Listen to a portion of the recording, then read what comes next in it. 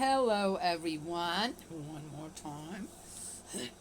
The crocodile looked too interesting, so I'm going to do that one today as well. And let's just get started, right? Yes, we'll see what comes up that I should be talking about. There's always something. All right, the book of Ezekiel 32. The crocodile.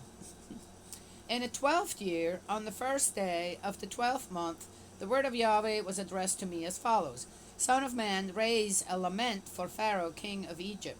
Say to him, You young lion of nations, you are destroyed. Once you were like a crocodile in the lagoons, emerging from your rivers. You churned up the water with your trampling and fouled their streams. Is that what crocodiles do? No. The Lord Yahweh says this: I shall throw my net over you in a great concourse of nations, and they will trawl. I have never heard this word before. Trawl. Trawl. You up in my net, then I shall leave you high and dry. I shall throw you out into the wilds, and make all the birds of heaven settle on you, and glut all the beasts of the earth with you. I shall strew your flesh on your mountains, and fill the valleys with your corruption. I shall water the country with what flows from you, with your blood on the mountainsides, and you will fill the ravines. When I extinguish you, I shall cover the skies and darken the stars. I shall cover the sun with clouds, and the moon will not give its light. I shall dim every luminary in heaven because of you, and cover your country in darkness, declares the Lord Yahweh. I bet you they had just an eclipse of some kind, or one was coming. Ooh, and he knew for some reason. Okay, all right. I shall grieve the heart of many peoples when I bring about your destruction among the nations in countries unknown to you. I shall stun many people with shock at your fate. Their kings will tremble with horror at your fate. When I brandish my sword before their eyes, the day you fall, each will tremble in terror for his life. For the Lord Yahweh says this: The sword of the king of Babylon will overtake you. Yes, it God making deals with the king of Babylon? Dear Lord, who believes that? I shall make your throngs of subjects fall at the sword of my warriors. They are the most barbarous of nations. Yeah, make the more gruesome the better. They will annihilate the pride of Egypt, and all its throngs will be destroyed. I shall also destroy all its cattle beside the plentiful waters. No human foot will churn them, no animal foot will churn them up again. Then I shall let their waters settle and make their rivers glide like oil, declares the Lord Yahweh. When I reduce Egypt to a ruin and the country is stripped of its contents, when I strike all those who live there, they will know that I am Yahweh. Such is the lament which the daughters of the nations will raise. They will raise it. That's a long one. Over Egypt and all its throng. This is the lament they will raise, declares the Lord Yahweh. Pharaoh goes down to Sheol. In the 12th year, on the 15th day of the first month, the word of Yahweh was addressed to me as follows: Son of man, lament over the throng of Egypt, for down she must go with the daughters of majestic nations in the depths of the underworld, with those who sink into oblivion. Aye, someone really had their way with words here. Whom do you surpass in beauty? Down with you, make your bed with the uncircumcised, with those who have been slaughtered by the sword. The sword has been given, it has been drawn. She and all her throngs have fallen from the depth of Sheol. The mightiest heroes, her allies, will say to her, They have come down, they have lain down, uncircumcised, slaughtered by the sword. Assyria is there and all her hordes, with their graves all around her, all of them slaughtered, fallen by the sword. Their graves have been made in the deepest part of the abyss, and her hordes. With their graves all around her, all of them slaughtered, killed by the sword, who once spread terror through the world of the living. Brings something to mind. I watched a video yesterday of a young man. I don't know. He looked going on maybe 25 to 30 or something. Maybe he was younger. And he was making this video in South Korea. He was a delivery guy, and it started out with where he was all alone in the room. So you're already kind of going, oh, is this guy just doing it because he's all alone and this is what he does, So, but that was not the case. But that's kind of what it looked like. Then it went on, and it was about on how he delivers to elderly, but he doesn't just deliver to elderly. And, that he's worried that there's packages, because it seems to be something that a few thousand people a year in South Korea die, and I'm sure that happens everywhere around the world. And then because they're alone and lonely, they're not found for days or sometimes a couple of weeks or something till they start to stink, I guess. Anyway, so I'm going, okay, well, I think that happens here as well. Maybe you don't hear about it as much. I'm just saying. Anyway, and then yeah, and so every time I bring a package, some of them are more regular than others, and there's more packages. Maybe I see one that already delivered and it wasn't taken in. I worry. But then he put it down and he walks away. He doesn't say, okay, oh, I called the police just to come and check and see if that person's still alive. So he drops the package there, and he tells the story, and walks away, and I'm going, huh? Anyway, in the end, it turns out, it sounds more like it's a family business with the packaging stuff, and he was there to help out a day. I'm not sure if I guess he's doing it every day. But anyway, so it's a family business. The guy's not alone. It's just he thought maybe this is a good way to kind of show some of his concerns about South Korea and how South Korea is like. Okay, the one thing though that struck me as really amazing is his way of telling the story. He was very, very articulate, very good about it. I loved it.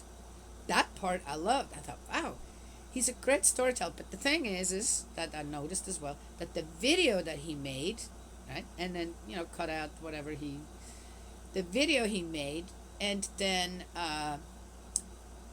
the story to go with it wasn't always in sync if you paid attention. Yes, I said that's why I what did you just say? But that's not what it looks like. Or, whoa, that does not compute now with what you said before. But as a story as a whole, if it was just a written word, if it would have just been the written word, it would have been a great story, I think. But with the video together, there were offsets that had to say, oh, but that doesn't go with the video. It doesn't show the truth. I mean, the words, the video, and anyway, you know what I mean? There was something going on. But I was amazed on how well he wrote. He could be a writer, an author of a book. So I wanted to go in and suggest, forget the videos. Write a book about these things that you notice. Don't do the video. But I think the writing, the story, just to read it by itself would be fabulous. Yeah. And why did that come to my mind here now? Oh, I'm reading this and I'm kind of going, because I have this picture in my head that this isn't just a story. The Bible's supposed to be a historical belief, right? Story, a system, put down, a text. And it goes with the pictures of reality with it. And I have the same problem with the Bible and then the actuality on what actually happened. Yes? And on how very articulate someone was actually about it.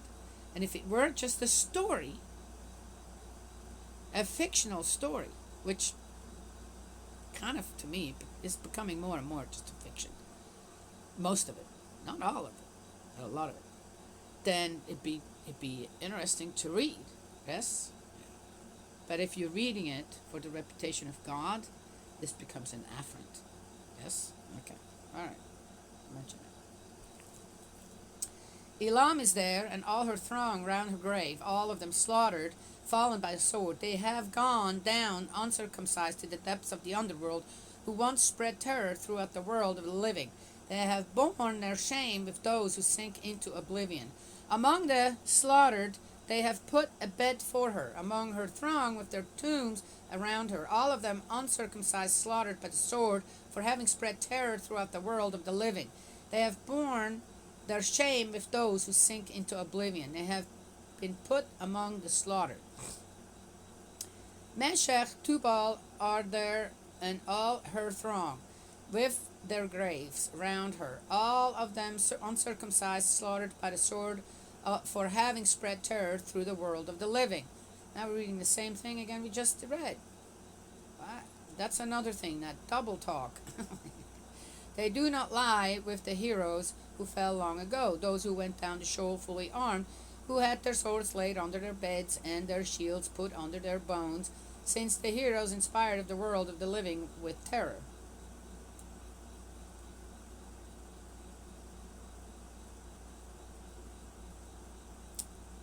What? Listen to this.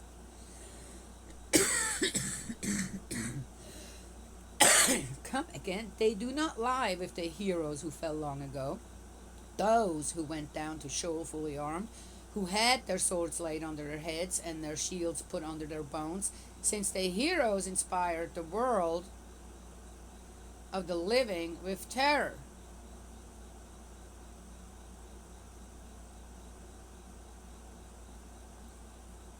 I'm not even going to go there. But you will be broken with the uncircumcised and lie with those slaughtered by the sword. Okay. Edom is there, her kings and all her princes, who, despite their valor, have been laid with those slaughtered by the sword. They lay with the uncircumcised, with those who sink into oblivion. All the princes of the north and all the Sidonians are there, who have gone down with the slaughtered, because of the terror which their power inspired. Ashamed, uncircumcised, they lie among those slaughtered by the sword, and bear their shame with those who sink into oblivion. Okay, got it. Pharaoh will see them and take comfort at the sight of all this throng slaughtered by the sword. Pharaoh and all his throng, declares the Lord Yahweh. For having spread terror through the world of the living, he will be laid with the uncircumcised, with those slaughtered by the sword. Pharaoh and all his throng, declares the Lord Yahweh. Dear Lord, okay. Ugh. You know, it brings me back to another thing, again, where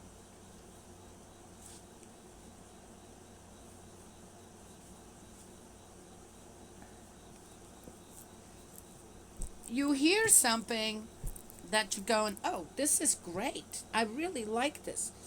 And then someone will come along and say, yeah, but. Right? Okay, I do that too, don't I? Yeah, but. And you're going, oh, yeah. And one pulls back again. And I sometimes have to do that as well. Where then I go, as I said, it's a learning process, okay? It's a growing process, a learning process, where then you become stronger, where you don't have to think anymore. It's like, no, don't come and tell me that. I already know. That's just a deflection. Now there's a deflection, a manipulation coming along the way on something where I full well know what my stance is on. But it's amazing on how easily that can happen. How manipulation among the people everywhere. We can call it also bullying.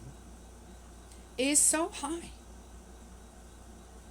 Where, half the population, not trying to be offensive, but just that's what I see, experience myself, are running around like chickens with their heads cut off.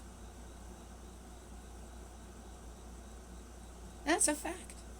Due to the fact that so many people are so easily manipulated. Even when they come across someone that actually gives them good advice, gives them a good way, a good solution to something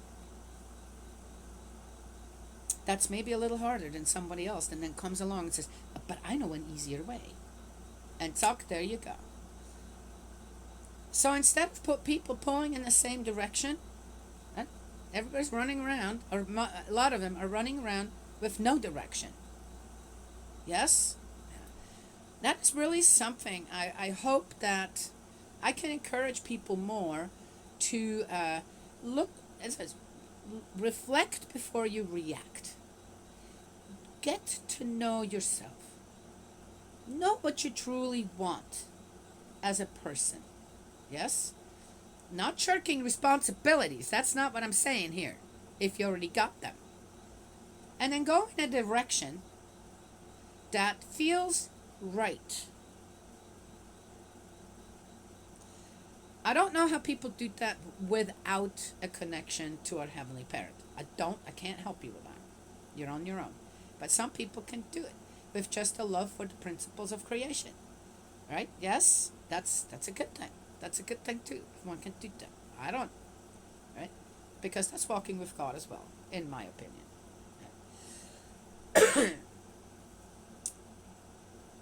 And I hope in the future, especially for our younger generations, right, that it becomes more clear. People are know themselves a bit better. And I think one thing is for us as older generations to keep encouraging the younger generations to make good choices.